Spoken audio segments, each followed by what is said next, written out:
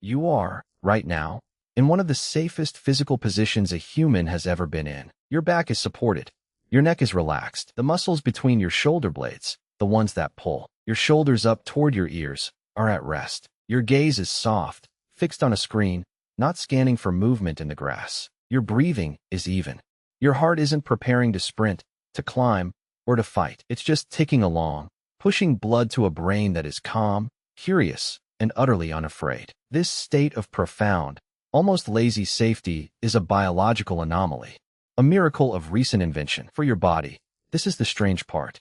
The quiet is what's unnatural, because the body you're sitting in right now, with its pounding heart and its adrenaline-soaked muscles, and its eyes that can pick out the slightest tremor in a bush from 100 meters away. That body was not built for a soft chair. It was forged in a world that wanted to eat it. Every single one of your direct ancestors, for millions of years, won a daily, nightly, hourly lottery against creatures faster, stronger, and armed with natural weapons they could only dream of. If a single one of them had lost that lottery on a single afternoon, you would not be here to feel this cushion under you, to take this next breath. But for over 2 million years, they didn't lose. They survived, not by being the biggest, or the fastest, or the fiercest thing on the landscape. They survived by being the strangest. And to understand how, you need to feel, for a moment, what true vulnerability feels like. Not the abstract fear of a bad email or a missed deadline. The physical, breath-stealing, gut-freezing reality of being prey. Close your eyes. Just for a few seconds. You are not in a room. You are on the open savanna at dusk. The sun is a bloody smear on the horizon, and the long shadows are merging into a single pool of darkness. The air is cooling fast, and it carries sounds to you on a breeze you can't control. The rustle of dry grass, the snap of a twig. Your own breathing sounds deafening. You are tired. Your feet ache from a day of walking. Your mouth is dry. You have a sharpened stick, and you know how to use it, but your grip is sweaty. You are with a few others, but the space between you feels vast. The darkness is making a wall of every tree, a cave of every thicket. Now, hear what you don't hear. Silence. The insects have stopped chirping. The birds have gone quiet. The normal gossip of the evening has been shut off, like someone threw a switch. Your body knows this silence before your mind does. The fine hairs on your arms and neck rise. Your breath catches in your throat. Your pupils widen, trying to drink in the failing light. Your stomach tightens into a cold, hard knot. Something is here, and it is close. You freeze. Not by choice. Your body does it for you. Every muscle locks, holding you in place. Your head turns, slowly, so slowly, your ears straining. Your eyes sweep the gloom, not looking at anything, looking for the thing that doesn't belong, the shape that's too smooth, the shadow that moves against the wind. There, 50 meters away, where the grass meets the tree line, 2 points of reflected greenish light, low to the ground. They don't move, they just hold. Watching. You have been seen. Your heart, which was thumping, seems to stop. Then it kicks into a frantic, pounding rhythm that shakes your vision. Your mouth floods with a metallic taste. Your muscles tremble with unused energy. Every instinct screams one of 2 commands: run or fight. But you do neither, because you are human. And you have a third option, one no other animal on this landscape has mastered. You think, and in that sliver of time between terror and action, you break the oldest rule in nature, the rule that says prey flees and predator gives chase. You do something so counterintuitive, so utterly bizarre, that for a moment, it confuses the very thing that's hunting you. You look at it not as a blur of fear, but as a problem to be solved. You see its eyes are wide set, a predator's eyes, for depth perception. You see its body is low, coiled. You count the others. 1 pair of eyes. Just one. A leopard, maybe. Not a lion pride. A solo hunter. It prefers ambush. It won't charge from there. It will try to circle, to get downwind. You don't run, which would trigger its chase reflex. You don't charge, which would be suicide. Instead, you do the one thing it does not expect. You make yourself bigger. You stand to your full height. You raise your arms. You lift your stick high above your head. You take a single, deliberate step forward, and you open your mouth and you release a sound. That is not a scream of fear, but a roar of pure, defiant challenge. A sound that comes from your gut and tears its way out of your throat, raw and ragged and huge. The eyes blink. They vanish, then reappear. The shape in the grass shifts, uncertain. You have just broadcasted that you are not normal prey. You are not a confused antelope. You are an unpredictable, loud, upright puzzle. The cost-benefit analysis running in that predator's brain just got complicated. The easy meal now has a risk factor. In that moment of its hesitation, you bought time. You signaled to your group. You changed the game. This scene, or one like it, played out millions upon millions of times in your family's past. It had to end this way, with you walking away, every single time for you to exist. We often imagine this as a story of brute strength, of sharp spears, and brave hunters. But that's the end of the story. The first chapter, the chapter that lasted for over 99% of human history, is not about hunting. It's about not being hunted. It's about how a slow, weak, hairless ape, with no claws and pathetic teeth, managed to survive in a world of literal monsters. How we went from being on the menu to writing the menu. And the answer isn't found in our weapons. It's found in a series of quiet, invisible revolutions inside our own bodies and minds. Revolutions that turned our greatest weaknesses into our most powerful shields. The first of these revolutions wasn't about what we could do to them. It was about what we could see, and what we chose to see it with. If you look at the eyes of any other primate, a chimp, a gorilla, a baboon, you'll see dark, deep brown eyes, almost black. It's the same for most mammals in the savanna world. Dark eyes are excellent for bright daylight, protecting sensitive retinas from the sun's glare. But they have a flaw, a massive one, that only becomes apparent when the sun goes down. They are reflectors. The back of most animal eyes has a layer called the tapetum lucidum. It's a mirror. It bounces light that passes through the retina back through it a second time, giving them superior night vision. That's why cat eyes glow green in your headlights. Why deer eyes shine white. It's a brilliant adaptation for seeing in the dark. But it's also a deadly giveaway. In that moment on the savanna, the first thing you saw was not the leopard. It was its eyeshine. Two little green lanterns betraying its position. Now, look in a mirror. Look at your own eyes. If you have blue eyes, or green eyes, or hazel or gray, you are looking at a predator's survival adaptation. But if you have light brown eyes, you're seeing it too. Even deep brown human eyes lack the highly reflective tapetum of other animals. We traded away that last bit of night vision for something more valuable: secrecy. We became the only ape, and one of the only large mammals on the savanna, with universally visible whites of the eyes, the sclera, and with irises of lighter, more contrasting colors. This was not a fashion choice. It was camouflage. In the low light of dusk or dawn, when predators are most active, a pair of dark, reflective eyes are like two tiny beacons. A pair of human eyes, with their white sclera and lighter iris, melt into the pale, mottled background of a human face. They don't shine back. We became harder to see in the critical hours. But this was just the first layer of the optical arms race. Because while we were making our own eyes less visible, we were doing something extraordinary with our vision itself. We were learning to see the invisible. Hold your hand out in front of you. Focus on your fingertips. Now, without moving your eyes from your fingertips, pay attention to everything else in your peripheral vision. The edge of the screen, the wall behind it, a window. You can see it all, in color and detail, even while staring straight ahead. This is your true superpower. Most predators have vision like a sniper scope, incredible focus and depth perception in a narrow central zone, but poor peripheral vision. A lion's eyes are on the front of its face, locked forward to track running prey. It sees the world in a tunnel. Your eyes, and the eyes of all your ancestors for millions of years, are on the front of your face too, but with a critical difference. You have a massive, sweeping, high-resolution field of view. You can see almost 180 degrees horizontally without turning your head. You can see a leopard focusing in the grass, and at the same time, see your child wandering toward the river out of the corner of your eye. You are the surveillance system. You are the early warning network. This wide-angle, color vision didn't evolve for picking berries. It evolved for pattern recognition in complex, dappled light, for seeing the single ear of a predator twitch in a bush of 1,000 moving leaves, for spotting the serpentine curve of a snake against a patterned forest floor. We became connoisseurs of slight irregularities. We saw the wolf that was standing still, and we did one more thing with our eyes. We weaponized them. We learned to stare. In the animal kingdom, a direct stare is a threat, a challenge. Prey animals avoid it. Predators use it to intimidate. But early humans took this primitive signal and turned it into a tool of psychological warfare. Psychological tool. By simply locking eyes with a predator, they communicated one vital, unnerving piece of information. I see you. Your ambush has failed. This is why, to this day, experts tell you, if you encounter a big cat, do not run. Stand tall, make noise, and maintain eye contact.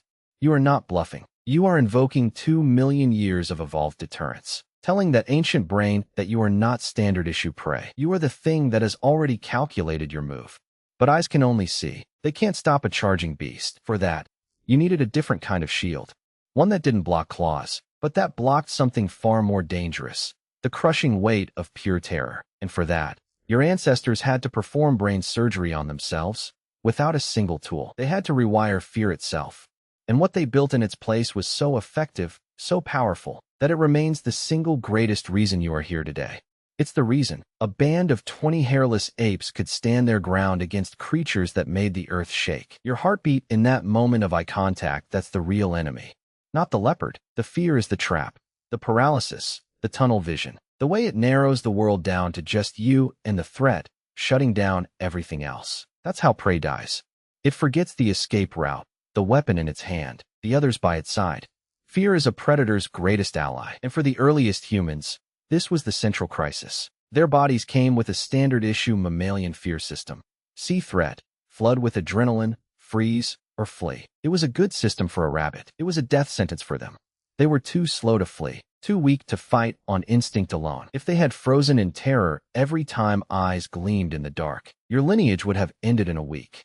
So they faced a biological paradox. They needed the adrenaline, the sharpened senses, the energy burst of fear to survive. But they couldn't afford the panic that came with it. They had to somehow split fear in two. Keep the hyper-alertness, but discard the mindless terror. And this is where we find the counterintuitive twist. The survival shield wasn't built by making them braver. It was built by making them sadder. Think about what happens in your body when you feel profound grief or deep loneliness. Your heart might feel heavy, but your mind becomes eerily clear. Details become sharp. Time seems to slow down. You become acutely aware of the space around you, of memories, of connections. This isn't an accident.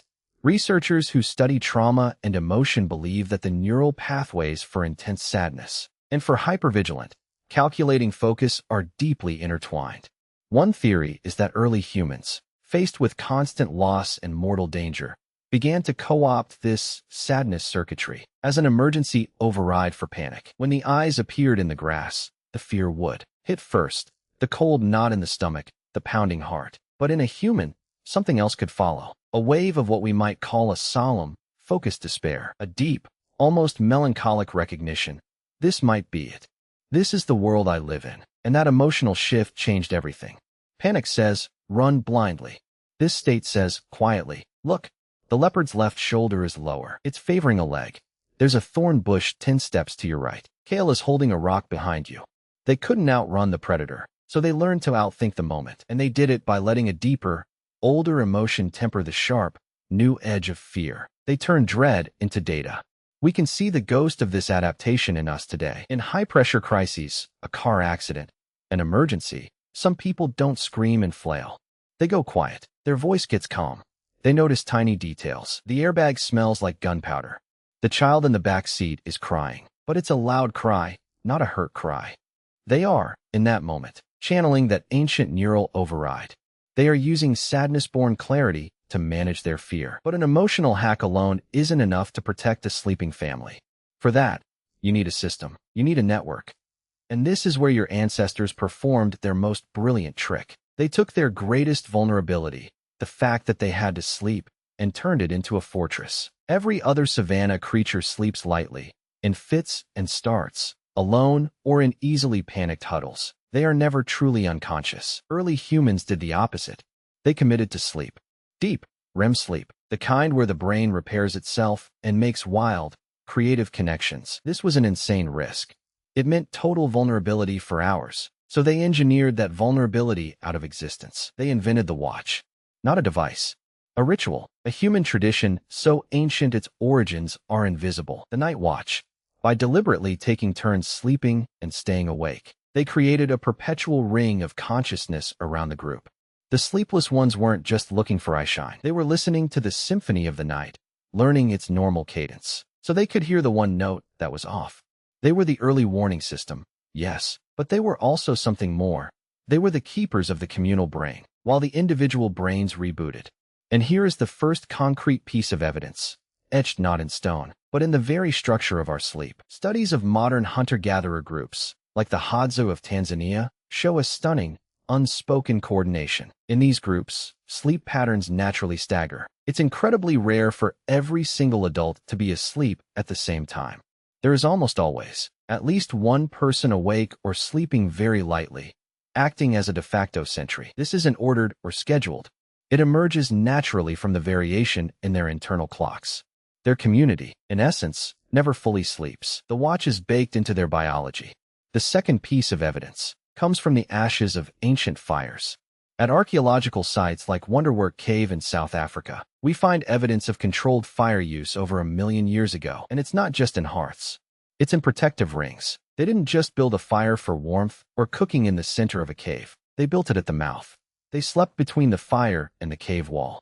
The fire was a sensory shield. It crackled and popped, masking the sound of their breathing. It threw flickering, unpredictable light that ruined the steady, stalking vision of a night hunter. Its smell overwhelmed their scent, and its heat was a line few animals would willingly cross. The fire was a technological night watch, a barrier of light and noise they could take with them. But the third and most profound evidence is social. It's written in the fossil record of our bones. Look at the skeletons of other apes from that era, and then look at early human ones. You see a critical difference, a staggering number of old injuries that had healed, broken arms that had been set, not perfectly, but set, severe leg fractures where the bone had fused back together, leaving the individual lame, but alive. These weren't the quick, clean deaths of prey. These were injuries that would have meant a guaranteed, grisly end for any other animal. A chimpanzee with a broken leg doesn't last a week. Yet here were our ancestors, surviving for months and years with debilitating injuries. They survived because the shield wasn't individual. It was communal. Someone had splinted that broken arm. Someone had brought water and food to the person who couldn't walk. Someone had stood watch over them while they healed. This is the ultimate shield, the promise that your weakness will not be your death sentence. The group became a living organism, where the strong protected the vulnerable, knowing that tomorrow the roles could reverse. This reciprocity, this calculated, empathetic investment in each other's survival, is the bedrock of humanity. It turned a band of weak apes into an unbreakable unit. A predator might injure one, but it could not make the collective abandon that one. The cost of attacking a human suddenly included not just facing a strange, staring ape, but facing its entire, vengeful, problem-solving family. And this leads to the final, most subtle layer of the shield, one that protected not the body, but the mind from breaking under the constant strain. They invented a way to carry the safety of the waking watch into the vulnerable realm of dreams. They told stories. Around that fire, in the protective dark beyond its glow, they wouldn't just sit in silence. They would recount the day, the near miss at the waterhole, the strange sign in the mud. They would turn raw terror into narrative by giving the fear a beginning, a middle, and an end. By making the leopard a character in a tale where the humans walked away, they performed a kind of psychological alchemy. They rehearsed survival. They embedded the lessons of the day into the memory of the group and into the developing minds of the children listening. This is how we saw it. This is how we outthought it. This is who we are. The story became a blueprint, passed down, softening the trauma of the event by framing it as a problem already solved. The shield, then, was never one thing. It was a cascade. It was eyes that didn't give you away and vision that saw everything. It was a brain that could trade panic for poignant focus. It was a fire at the cave mouth and a watch that never ended. It was a promise to carry the wounded and stories that turned fear into folklore. And every layer of this shield was built from the same raw material, not strength, but connection. Connection to each other, to the environment, to the past, and to the future. They survived because they were not just a group of individuals hiding in the dark. They were a single, thinking entity, spread across multiple bodies, separated by skin but fused by mutual dependence. The predator in the grass saw a potential meal. What it was actually looking at was the outer edge of a neural network it could not comprehend. It was looking at the watch. So the next time you lie awake in the dark, your mind racing with an anxiety that feels like a flaw, listen to it. That isn't a broken system. That's the watch calling for its shift. The silence and safety of your room is the anomaly. Your brain, thrumming with imagined threats, is simply returning to its oldest, most vital post. It is scanning the perimeter of your life. It is the descendant of that firelight gaze, trying to protect you from a world that no longer has leopards in the grass, but has deadlines and loneliness and the vague, shapeless dread of tomorrow. Your insomnia isn't a malfunction. It's a million-year-old sentry, standing guard in a fortress that no longer needs walls. That weight on your chest when you think of someone you've lost, that clear, sharp sadness, that makes the world feel heavy and detailed. That is not just grief. It is your ancestors' emergency override, still wired into your core. It is the neural pathway that can, if you let it, turn panic into perspective. It whispers, asterisk, look closer. Think it through, asterisk, you are still here. Asterisk, the impulse to call a friend when things are hard. The deep satisfaction of sharing a meal. The invisible thread that pulls you toward a crowd when you feel alone. That is not simple preference. It is your cells remembering the ultimate shield. It is the ancient, unbreakable logic that says survival is a group project. Your loneliness is, in its deepest sense, a biological alert, a warning that you have strayed too far from the fire. Even the stories you binge, the movies you watch, where the underdog outsmarts the monster, the novels that hold you in suspense. You are not just killing time. You are participating in the final layer of the ritual. You are rehearsing survival. You are teaching your own mind, around the electric fire of your screen, that fear can have a beginning, a middle, and an end. That the problem can be solved. You carry this entire inheritance in your every quiet moment. The calm you feel on a soft chair is the dividend. The peace is the victory condition. It is what all those layers of shield, the eyes, the watch, the fire, the promise, were built to eventually afford. A moment where the body could finally stand down, where the mind could be curious instead of cautious. So when you feel weak, or afraid, or too sensitive for this world, see it for what it is. You are not a flawed modern creature. You are a living archive of ancient brilliance. You are the product of 2 million years of not being the fastest or the strongest, but of being the most connected, the most observant, the most stubbornly cooperative creature the savanna ever produced. The leopard is gone. The night is quiet, but you still have its eyes. You are still the watch. And the safety you feel right now, that deep, unremarkable peace, is the echo of a victory so old, you've forgotten it was ever a war. You are here because your ancestors never slept all at once. Now, you finally can.